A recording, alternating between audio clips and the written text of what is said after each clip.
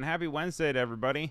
Welcome to the show. My name is Ryan Selvy, and I am your host for File New, the show that covers the best design, tech, and art news for you and creator news for you. If there's something that is applied to your creative style or your creative process, we like to talk about it here. I am so excited that today we have our first episode-wide collaboration, because on Adobe Live today we are being taken over by Type, which is very cool. We are working with the great people at Good Type and Women of Type to have a good type-focused day to help you get ahead and focused on everything type, and give you a quick rundown of how to talk about type and how to be professional when you're talking about type, and make sure that you are saying the right terminology and words and things that can make you sound like you know what you're talking about, even if maybe you don't. I don't know. I'm also going to give you a quick history about how we got to where we are with type. Type goes back a lot farther than you think it does, and we're going to try to cover as much ground as we can as possible. As this being a File New show, as it normally is, we're going to try to stick a little bit to a few of our segments, but a lot of it is very heavy on the type today. So I hope you guys enjoy it, and I would love to hear what you guys think about the whole process. But since this is File New, I do want to at least cover one or two news stories, so let's hop into our first segment, which is news.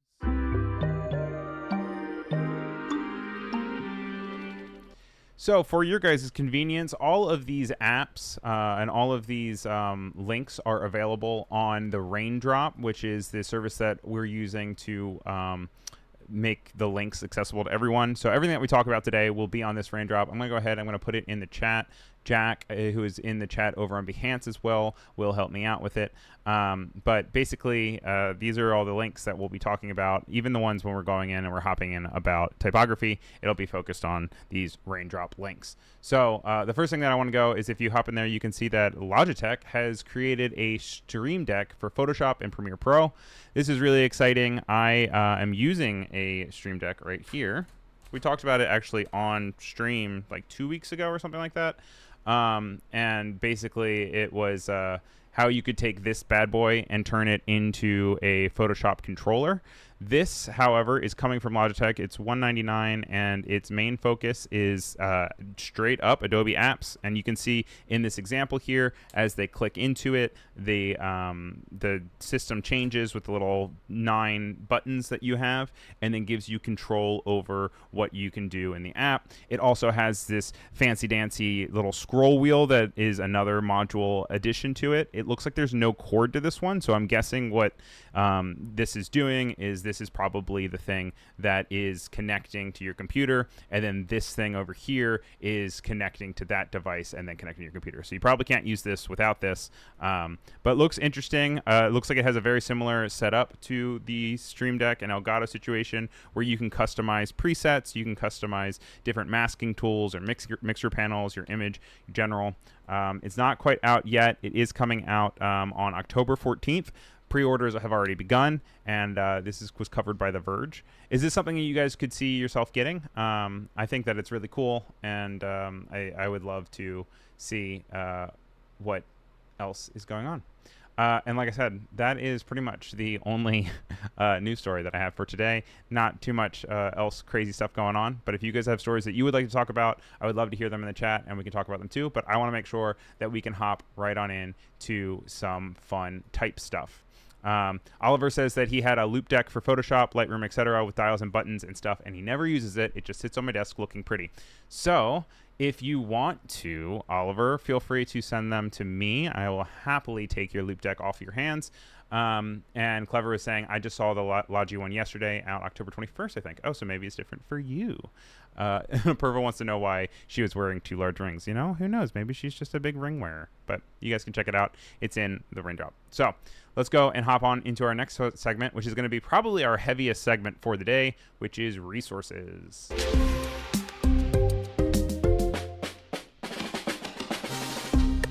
And as I was saying earlier, we are doing a partnership with Good Type and the Women of Type. So I would love to bring in Katie Johnson from Good Type, and she can introduce the segment. Let's go back to the basics and make sure we really understand the foundations of type. Ryan, can you walk us through a Type 101 lesson and tell us how type has evolved over the years? Katie, I would love to. Thank you so much. So you guys are going to have to bear with me. There's going to be a lot of information. I have a lot of people to thank and credit while we are going through this. I am going to definitely try to credit where I can, and I just have the links to those people as well in the raindrop. But a huge shout out to Campbell Walker, Cameron Davies, and Aaron McLaughlin from Struthless, which has a really great 30-minute video all about the history of type. There's also a really great video from Domestica, which has the history of typography. And then there's a really great article from 99 Designs, which is the digital fonts, a condensed history. A condensed history, that's really cute. I like the idea that they're playing with it.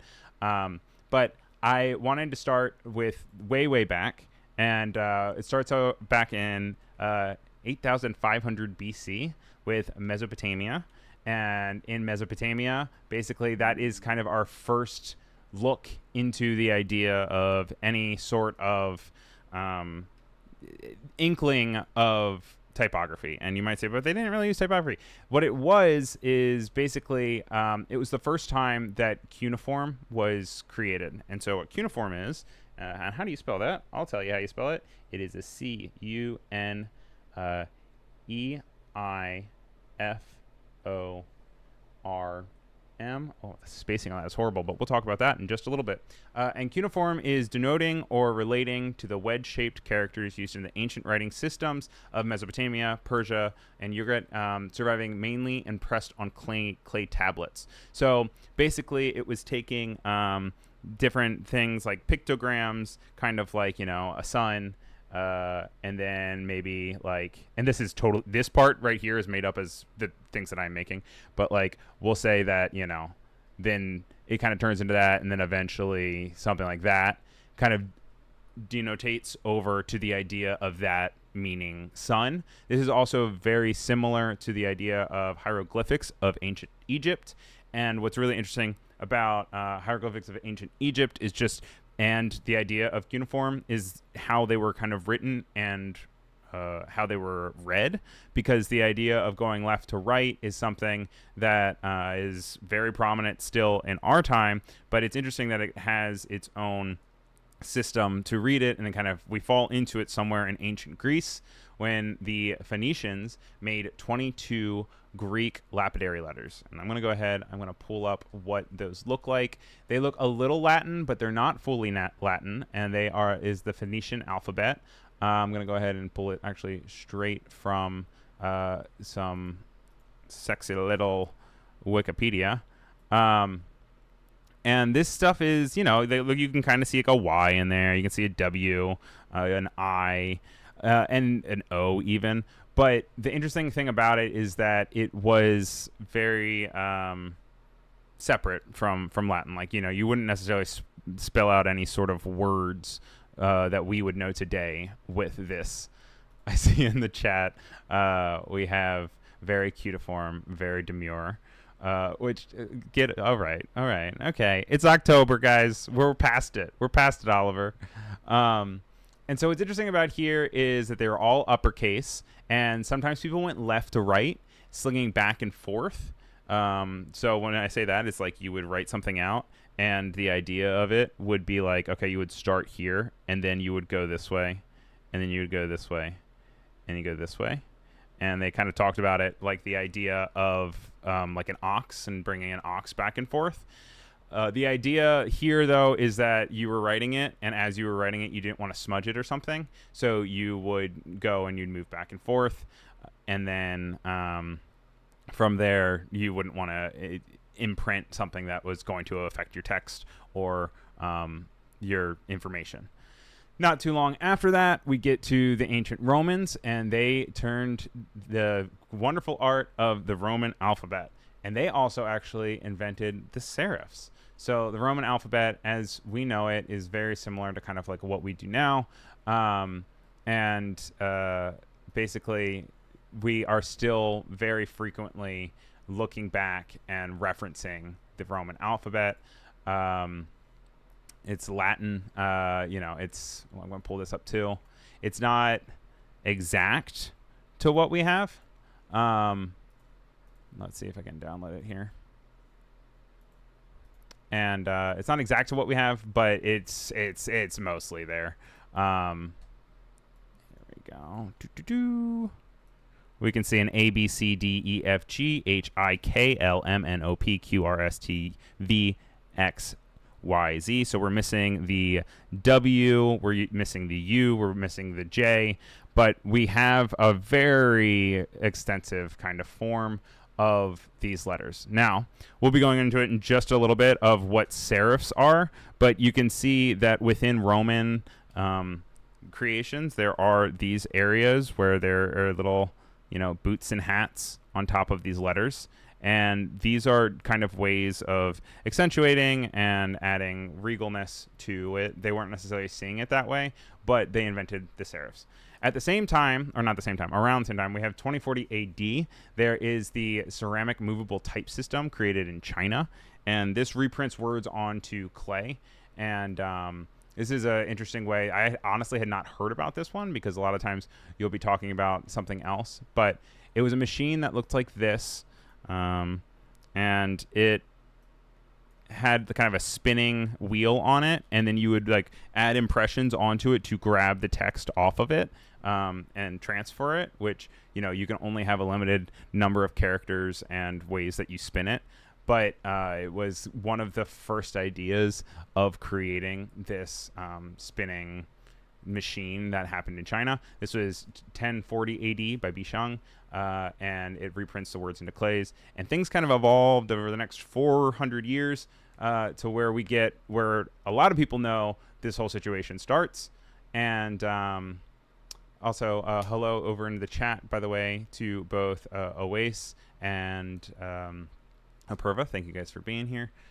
We have a Johannes Gutenberg invented the Gutenberg press, which you guys are probably very familiar with. This is what you even learn about even when you're not in art school. This is the printing press that really kind of put everything on the mark. This made creating and distributing letters way easier. You kind of set it, and then you take the paper, you put it down, and then you press it onto the actual thing. It can make it so that you can then make a full newspaper or book or anything you want by not having to rewrite it the whole time, because up until that point they were using just literal quills and painting the letters onto pages in order to make recreations of Bibles and other things that were being written and distributed. They were using blackletter, so it was these very thick. Let's see if we can find a blackletter. We probably can find a blackletter on Typekit, which if you guys go to fonts.adobe.com and you have the Creative Cloud, you are able to then sort through and sync any of these typefaces. So if I'm going to go to browse all, we can probably go and pull up some form of blackletter. So we can see blackletter here. These still exist today in new ways, but you can see that they're very thick lines, vertical lines, and then they have these super skinny connectors that bring them together. Specifically, we'll look at this, Bradley DJR, and this is created by David Jonathan Ross. But you can see that they have these big long strokes, and then they have these connectors that are very, very thin. They cut across, and this is basically how everyone expected Bibles to look.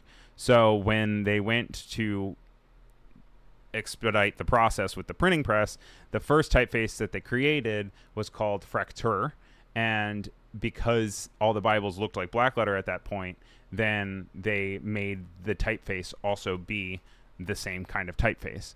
Now, this was looks a little bit like this, and it looks kind of just like how you would expect it. And this is when you look at old text and you look at old things, it is this old lettering, which is really cool to see. But that really stuck around for a while, actually, for about 30 years, because it was so easy to replicate. They did the Gutenberg Bible, is the first ever printed book. It has this black Roman typeface, black letter Roman typeface. But then 30 years later, Nicholas Jensen creates the Roman typeface, which is focused on these serifs and these skinny fonts that are way more reminiscent of the giant columns that they had in Rome, because they would have like these gigantic, let's see, like these guys, they don't necessarily have, they actually didn't have the slats on them, because then they would put a bunch of type on. Ooh, messed that up. We're gonna do that again. Put a bunch of type on these guys and kind of go like around the type, and they would have these beautiful type letters. And so what Nicholas Jensen saw was he wanted to take that cleaner, more simple inscription from the columns of Rome and take straight lines and regular curves, and now we have things like Garamond and Times New Roman that are based off of this. In the 1500s, we see the invention of italics, and you might not know this, but italics were actually made not only to reflect the idea of handwriting, but it also created more space on the page, so it could cut down printing costs in order to use italics, which is very funny because, in high school or whatever, when you're trying to make your paper be a lot longer, you are maybe like finding things to make less space on the page so that your paper is longer and meets requirements, whereas this and the italicized is actually making it to cut it down, so that then when they had to go and create paper, because they were making paper manually at this point, like remember that the Industrial Revolution hasn't happened yet, so they're still manually making paper for everything that they're pressing. So think about all the things that you create and you kind of just recycle the paper. This is back when paper was a hot thing because it took time and effort to create. Let me know if anyone has any questions as I'm kind of blabbing through this. I'm seeing some wonderful hellos and highs. Do you guys, who here in the chat is familiar with type? I would also wonder, just like maybe on a scale from 1 to I know nothing to 10 being I know a lot about type history. I would love just to see in the chat kind of where everyone's at, if they are super familiar or not super familiar. And let me know if you learn anything through this, and also let me know if I get anything wrong. I am by no means a art historian, so this is just the information that I found. We then have exciting things happening between, in the 1800s when the typewriter is well, actually, first, let's do the Industrial Revolution. The Industrial Revolution happens in the 18th century. There is a paper-making machine, and there's also the steam-powered printing press. When we're having the steam-powered printing press, now you don't have to rely on someone to go and manually switch out the paper and put the thing down and bring it back up, manually put down the paper, put the thing down. Like, you can just... because of the steam engine, you are able to have a steam-powered printing press that then you can have things kind of just working and going through. Things can be produced. Newspapers are happening. And at the same time, not too much later, between 1800 or 1801, the typewriter is invented. And as you guys know, the typewriter has all of these little guys on bars. So, let's draw it even bigger than that. So we have like this guy, and then we'll put all our little buttons down here. And as you strike the different buttons on the keyboard, it has these little guys that then strike the paper and create your words. Now, this is something that developed a lot over the years. You have your little crank. I personally only ever used my dad's typewriter growing up because I thought it was cool, but by the time I was in school, we were all full computers, which we will be talking about in just a little bit. But the interesting thing about these guys is the fact that it can only be one letter, like it can only be one typeface. You've got the H, and it is the H that is on the thing. It jams a lot. If you press them all at the same time, it's going to be an issue. Robert says he's a 1, by the way, as far as understanding. Chebula is a 1. Clever's a 3. Oliver's a 5. Robert Norris is a 4 to 5. This is all really great. Okay, cool. So Oliver's expecting his knowledge to be a 10 after this. All right, I can get you to an 8 at least. Let's do a 7 or an 8. Clever says, do not mess up on the typewriter. Yeah, if you had to do it, you had to use whiteout. You had to work with it. Fun fact that QWERTY, the keyboard that you have on your keyboard, even on your iPhone, is not the original default keyboard that we had. It was actually created as QWERTY because QWERTY slowed you down. So QWERTY is actually manufactured and designed to slow down your process when you're typing. That way you don't jam the keyboard. So we have that. They're using probably, serifs onto all of the type. And then 16 years later, sans serif came onto the scene in the 19th century. And it wasn't normally seen as formal enough to be used anywhere. But William Calson IV created the first ever sans serif called Calson Egyptian. Now, the Egyptians did not use it, but it was just used as a means of really good branding. Now, if you look at it, you might even see that people still probably use this. And it holds up very well, It's a very simple, beautiful typeface. It kind of just fits its own way.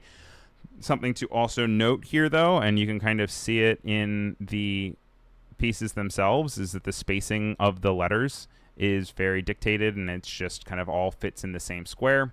This is because obviously you only had the same things that you could pluck on with the keyboard, so that's going to also affect the type.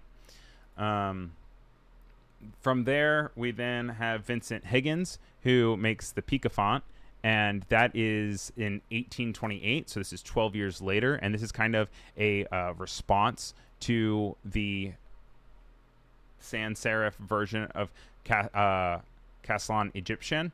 And this one is big, it's fat, it demands attention, it is let's see if I can find a thing of it. And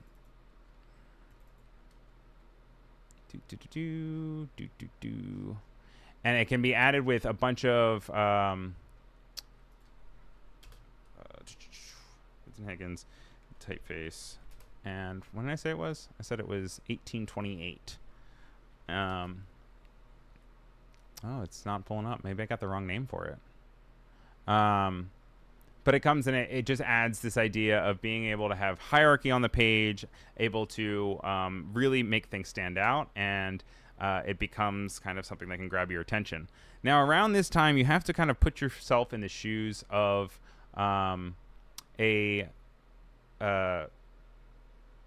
just as a person of that time, and you have to realize that at that point, like, language was a really big signifier of your country. So there was the idea that, English was spreading in its own way. You have Spanish, you have German,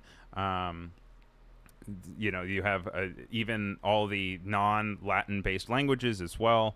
Language was like a really big part of signaling both like colonization. It was signaling the idea of just prominence. So Martin Luther actually saw the Roman typefaces as an extension of the Roman Catholic Church, and Otto von Bismarck, who lived from 1815 to 1898, wouldn't read German text not in German type.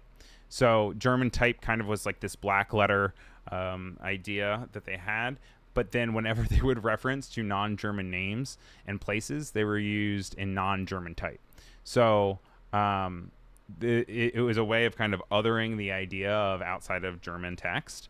And let's see if I can find an example of it.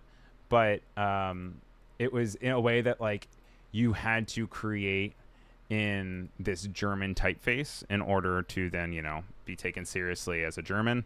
Obviously, that then pops back up later a lot in the atrocities that happen in the 1900s. But it's a way of showing that, when something is profoundly German and when something is not in German. So it would look like this, and then all of a sudden it would say something like Ryan, but Ryan would be written in a Roman style font to let you know that I was not German. Apurva says, I've lived in the age of typewriter, printed letters, and forms. Yes, that seems exhausting. Castellan was invented and used a lot in American literature, signaling its own colonialism on top of the English language. So actually, a lot of things that are coming from like Benjamin Franklin is going to be in Castellan. You can still see that Adobe actually has its own variation of Castellan in Adobe Castellan Pro. And this was very American typeface. So like you're not we're starting to approach the idea here with the fact that your typeface can say a lot more than just the words that are it's saying. So the type is, of course, you can write like I love cake, but if you write it in squiggly font, it's going to say one thing. If you put it in Roman font, it's going to say something else, even though it's all different. This looks like this is coming from a type foundry with says Castellan was designed by William Castellan. The past is history. And yeah, I mean, this looks like an old font. It looks kind of like it. You can still use it in today's type, but it is its own thing. So then Art Nouveau happens, and you guys are very familiar with Art Nouveau posters. I'm sure, you know, they are these really flowy, flourishy posters. The art movement known with gigantic goddesses and posters. Let me see if I can pull up one of them. We can even pull up the artsy page for what is Art Nouveau. And, you know, you have these gigantic flourish experiences. You've got artists like William Morris. You got Klimt, Henry van de Velde. And all of these kind of are creating these really flourishy, beautiful, intricate pieces of art. And a part of that is actually the typography that's also happening. So the typography is starting to really experiment with the idea of type being more than just the traditional letters. And so all of a sudden, artists and designers are like, wait a second, you can still manipulate the text in a lot more ways than we thought you originally could, and it's still legible. So all of a sudden, it wasn't just like you have to stick to things. You can make things curvy and blobby and move all around, and people will still be able to understand. Obviously, that gets stretched a little bit far because sometimes it got way too far, and if you look at some old ones, it's very hard to read some Art Nouveau posters. But it is something that then was like opened the door to so much, and the idea that you can really create really profound things with type that previously was just constrained to what the word said. Now, on top of the idea of it being sans serif or serif, you can then continue to play with it. World War I starts to happen. Then we have Stanley Morrison, who created Times New Roman in 1931. It actually happened because in 1931, the Times commissioned him to make the body for the body copy. So he was like, I'm going to do it for the Times, and I'm going to make it a new version of a Roman traditional font. And so then you get Times New Roman, which is pretty on the nose as far as, you know, things that are what they are. You have Times New Roman. It's very clean. It's very simple. It has these serifs, and it's very easy to read. That's why it's kind of the standard everywhere. You know, I don't know if he knew it was going to be as prominent as it does, but it is. And yes, Robert says, don't forget Comic Sans. Don't worry, we're going to get there. That happens in the 90s, so we still got like about a century to get through real quick. I know we have about 30 minutes left. I promise we have other stuff that's going on. Dada happened in between World War I to the mid-20s, and this is when we started seeing combining serifs and sans serifs and dingbats and rebelling against tradition of everything being cohesive. All of a sudden, we were starting to see, you know, a mixture of type on the same page with the idea that everything is not connected. Then we have the Russian typographic revolution with Varvara Stepanova. You've probably seen this with constructionist designs. These are really, really big, gigantic, iconographic posters where there is gigantic lettering, and it's loud, it's big. This is also happening the same time, you know, with their printing and their textiles is really taking off. This is what she looks like. And then also Alexander Rodchenko, which you guys have definitely seen the posters of, because Alexander Rodchenko has that very famous one of the woman yelling, and you can see the type. But this is really pushing the boundaries of type and putting type in the forefront of these images with these really geometric shapes, and really taking over the entire page with its weight and its color, which is really cool. Big, harsh geometry, big, large, blocky text. And then there was Bauhaus, which is my favorite. Bauhaus, if you guys are not familiar with, was a school that was in Germany. I believe it was Berlin. And in the Bauhaus, it was this rejection of kind of previous learning and trying to kind of standardize everything in this new way of approaching. Here we go. See, you can even pull it up on Wikipedia here. And it says that the Bauhaus was from 1925 to 1932 was the longest one, was this building. This is the famous building. You can see the typeface on the side here, which we'll talk about in just a second. And it was unfortunately eventually shut down by the Nazis. But one of the really cool things that came from it was this idea of a standardized typeface.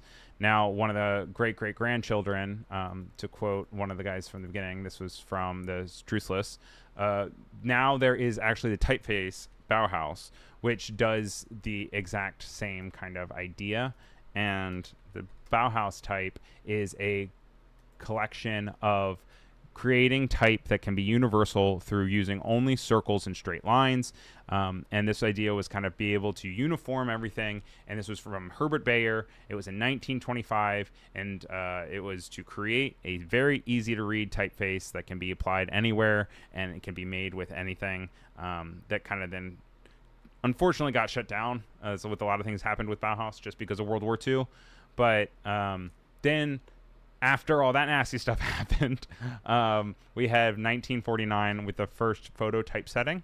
Now, I'm going to go to actually one of the raindrop links that we have, because we're about to get into the part that really ties this to File New, okay?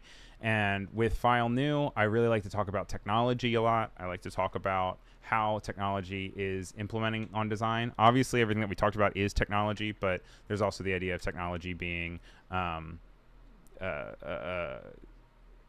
technology being like something you can plug in, you know, and all of this other stuff is like just starting to get there. So this is from 99 Designs, and it is Digital Fonts, a Condensed History.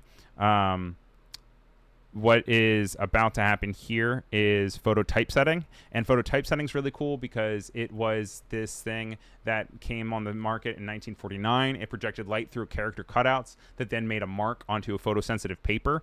A lot of receipts now use something very similar to this, but with heat. And it's like an old school projector that projects through these different lenses to be able to press the words. At this time, Adrian Frutiger created Universe, which, I mean, I even have on my computer here. We can write out File New.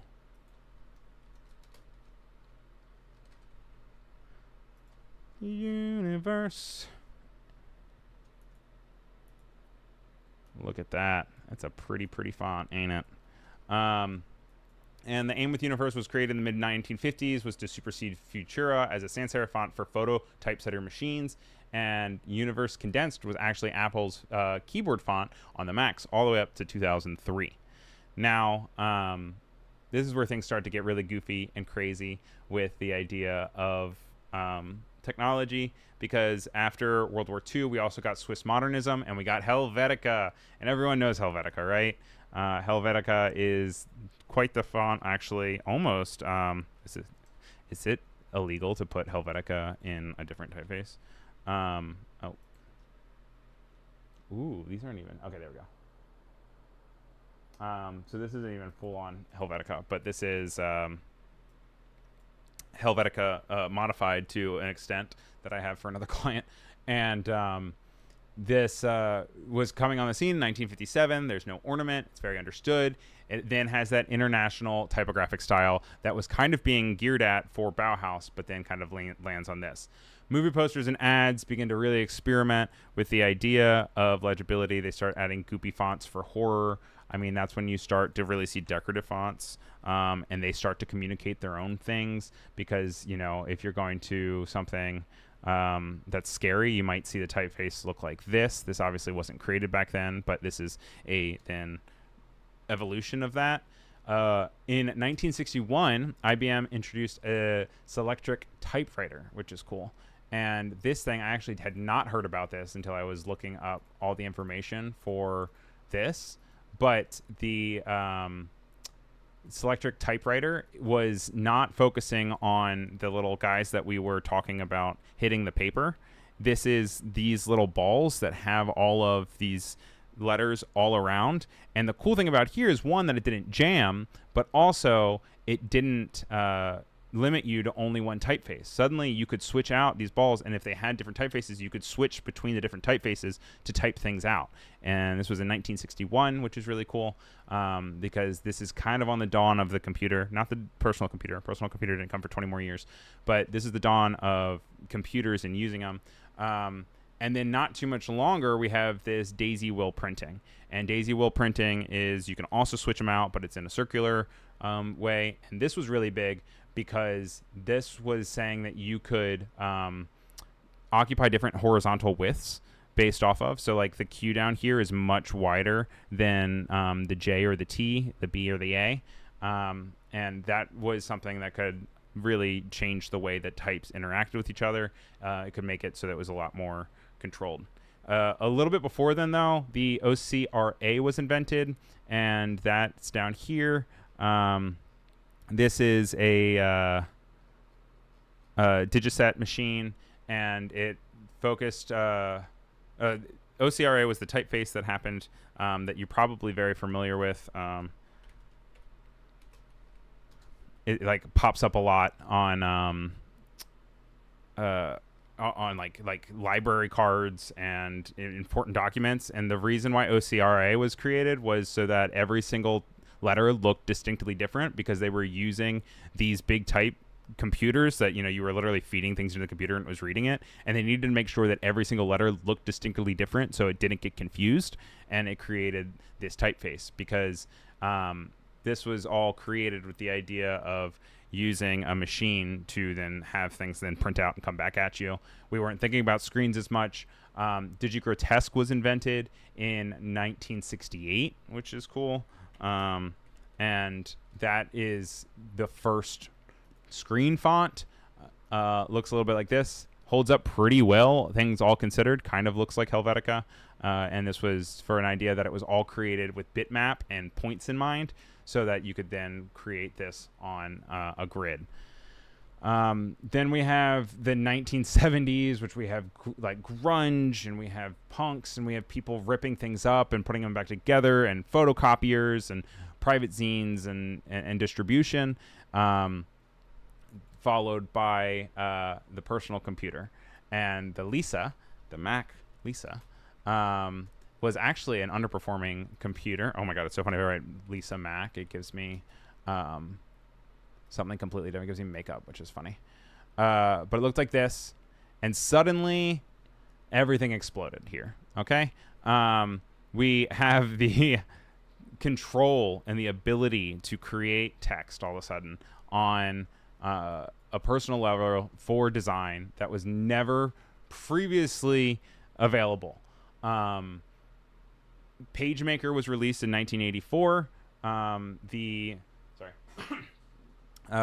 PageMaker was the very first ever desktop publishing program. It was created by a company called Aldus that was later acquired by Adobe, and basically it made font data for the digital display into font data suitable for printing a smooth vector curved output at 300 dpi, which suddenly made the application and creation of printable media from text on your computer very accessible.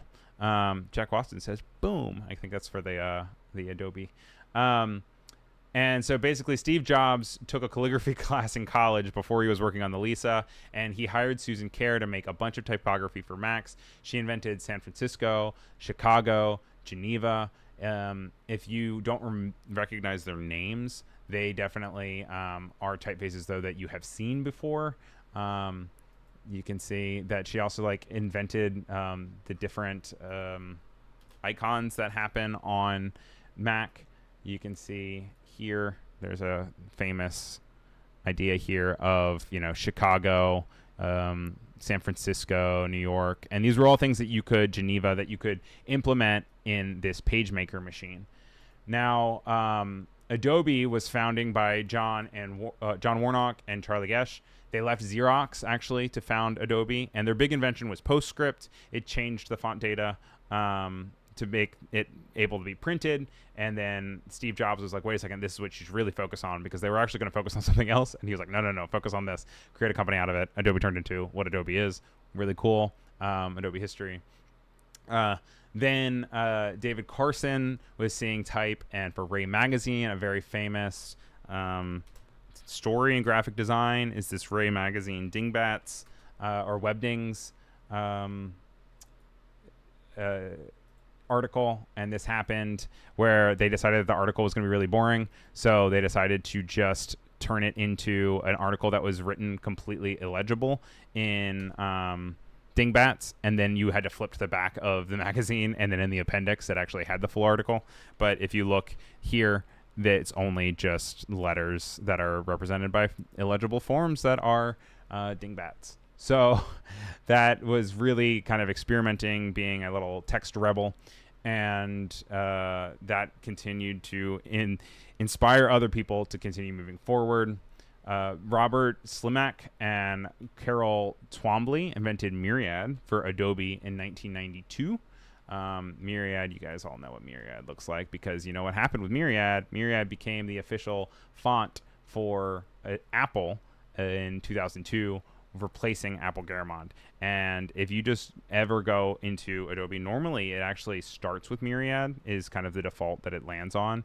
But you'll notice that if you ever write anything like iPad or like Apple or iPhone, like the type itself is, you see it and you can immediately go like, that's Apple. That's from, that's within their brand system. And so brand systems are also really at this time starting to be aware of the idea of what their type is saying outside of even just the words, by being able to look at a typeface and say, I know where that typeface is from. That must be for that company, which is suddenly on top of the idea of colors and imagery and logos. 1994, we get Comic Sans, and everybody knows Comic Sans. Comic Sans is a very infamous typeface. It's quoted saying that if you like Comic Sans, you know nothing about typography. If you don't like Comic Sans, you also probably don't know a lot about typography. Now, Comic Sans is really good for dyslexic people because the B's and the D's are different. I know we talked a little bit about the idea B, D, Q, and P. Because you can see like there's a little head to the top of the P, it kicks out differently. Now, and it was created because there was this Rover dog for Microsoft, and it came out and it was talking in like Times New Roman, and they didn't think that made sense for the personality of the dog. So they said they were going to create Comic Sans. So Comic Sans was made by Vincent Conner, and he also created Trebuchet, Magpie, and Webdings, and he made it as a means to make it more friendly and approachable. In 1996, Adobe and Microsoft worked together to develop OpenType. OpenType is the font format and technology that allows users to access additional features in fonts. It has cross-platform support. It has larger glyph limit. It has kerning, ligatures, and variable fonts. What variable fonts do I have? I'm sure I have a variable font here somewhere. If I just write variable, like a cumin here, you can then go and increase and decrease the typeface weight to your liking, and this is all done and made possible because of the OpenType format, which then is universal and can be used on both Mac and Windows, which is really cool. 2010s, 2000s happen. Skeuomorphism happens, which was a thing for a minute. Skeuomorphism is the idea of making something look like a real life object. So we'll like see here that it's when like all of your stuff wasn't flat, it like looked like it was a representation of the real world. Then we went flat, and now we're kind of going back to skeuomorphism again. I miss skeuomorphism. I think it can be done really beautifully if you do it right. In the 2010s, you get Lobster. Lobster is the other forbidden font that was used in every single chain restaurant in the entire world. It looks like this. You see it on packaging. You see it everywhere. And the idea of the 2010s was very Jack Daniels, where you were using like 20 different fonts on one poster and combining fonts. You're combining ideas. So we'll say like mixed font poster.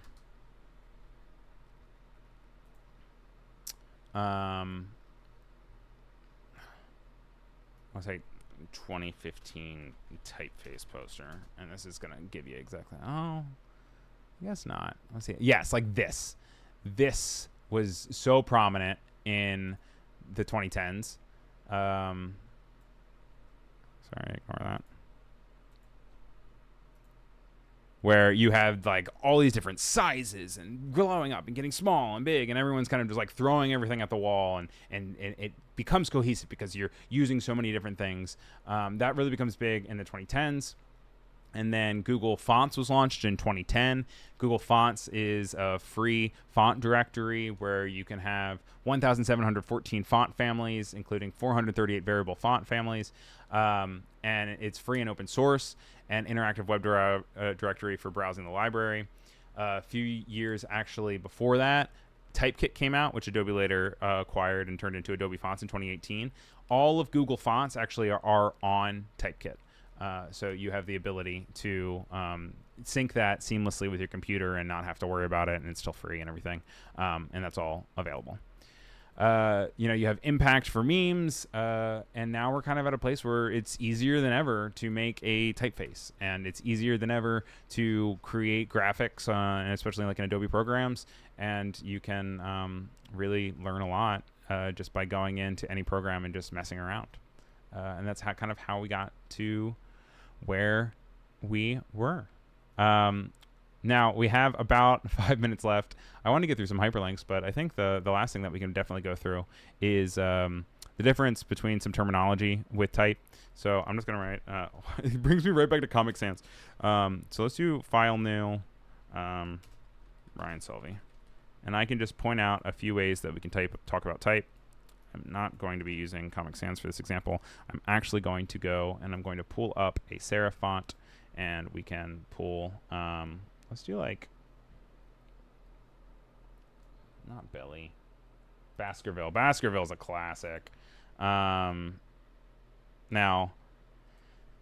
we can start to identify a few different things here on this.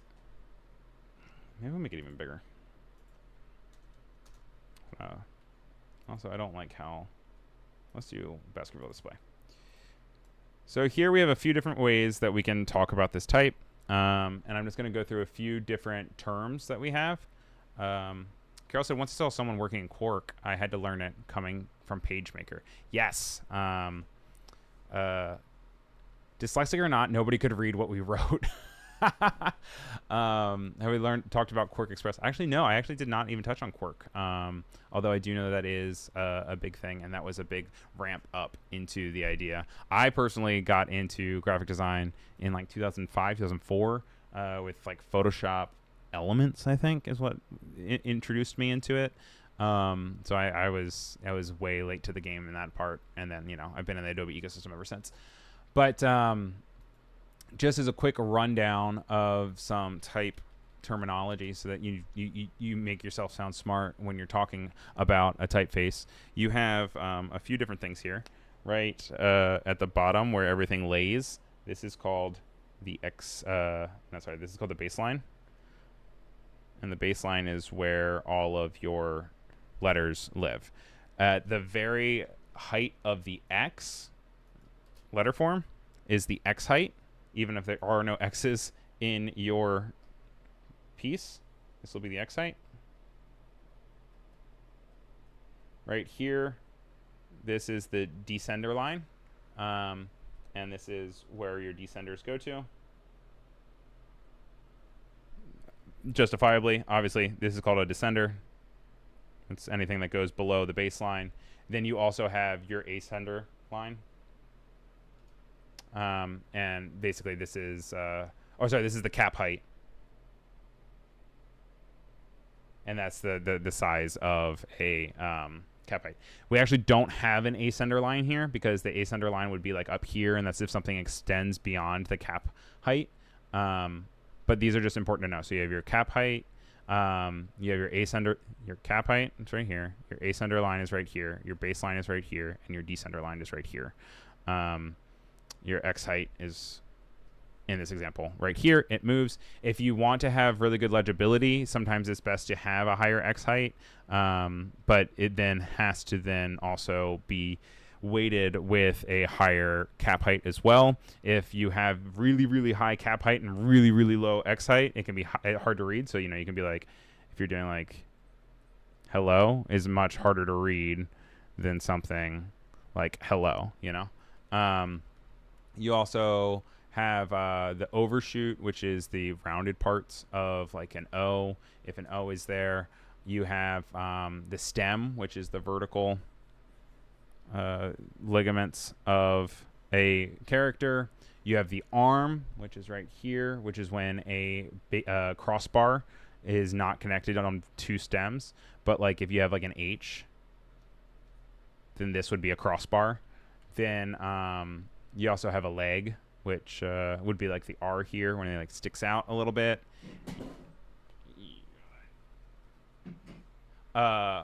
And then, as we were talking earlier, you have your serifs and your non-serifs. Your serifs are going to be these little boots and hats on top of everything. And they are just extenders. Even further into that, sometimes you can have these curves here. Like see how it's not like this? It's like this. That's called a bracket. That's curved connections for serifs. Some of the funner ones that we have is this is a tittle. Tittle. That's tittle. That is the dot that's on top of the J's and I's. You also have bowls. This is a bowl right here. That'll be the negative space that's inside of like an A or something. There's also the aperture, which is right here. An aperture is when there is a opening part of a letter, like an A or an E, and they can be opened or closed. So an example of a closed one is that, and an example of an open one is that. And then the apex, which is like the top of an A, where like two parts come together. This will be your apex. And that puts us about time, you guys. Like I said, I know that was a lot of information to get through. What's that on my chair, Ryan? Oh, are you talking about my my skeleton over here, I think? Is that what we're talking about? That's my skeleton. Anyway, guys, thank you so much for sticking around. Thank you for being here for the Type takeover. Stay tuned. We are having later interview with Good Type and the Women of Type, so make sure you stick around for that later today. Thank you to the Women of Type and Good Type for partnering with us today, and thank you to everyone that was in the chat. We will be back next week at the same time, and I don't know what our theme's going to be, but I will let you know soon enough. Follow me. I'm Ryan Selvy on Instagram. I'm RyanSelvy.com on Blue Sky. You can also just go to RyanSelvy.com and you will find my information. But thank you to everyone who was here. Thank you to Jack for being, I think, you know what? Also, we have like 1 minute left, so I'm gonna do something. I'm gonna show you guys. I'm really excited about my skeleton.